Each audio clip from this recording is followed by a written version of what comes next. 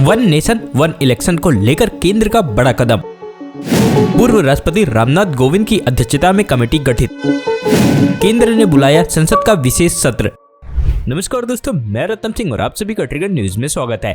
केंद्र सरकार ने वन नेशन वन इलेक्शन को लेकर बड़ा कदम उठाते हुए पूर्व राष्ट्रपति रामनाथ कोविंद की अध्यक्षता में एक कमेटी गठित की है। पूर्व राष्ट्रपति की अध्यक्षता में कमेटी कानून के सभी पहलुओं पर विचार करेगी और एक देश एक चुनाव की संभावना का पता लगाएगी। कमेटी लोगों की राय भी लेगी। पैनल में और कौन शामिल होंगे इस बारे में अभी जानकारी सामने नहीं आई है। सदस्यों के बारे में अधिसूचना बाद में जारी की जाएगी। वन नेशन वन इलेक्शन के विचार का मतलब देश में लोकसभा और विधानसभा चुनाव एक साथ कराए जाने से है। केंद्र सरकार ने 18 से 22 सितंबर को संसद का विशेष सत्र बुलाया है।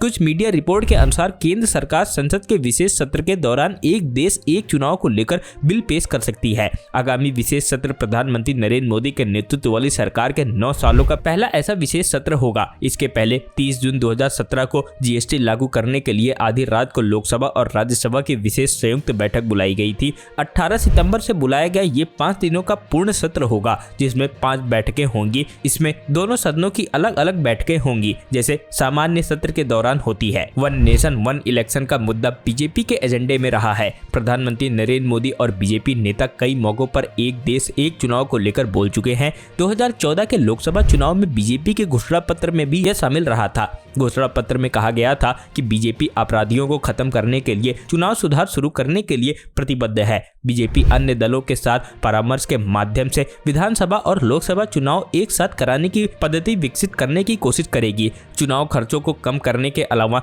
राजनीतिक दलों और सरकार दोनों के लिए या राज्य सरकारों के लिए कुछ स्थिरता सुनिश्चित करेगा। हम खर्च सीमा को वास्तविक रूप से संशोधित करने पर विचार करेंगे। Bureau report news.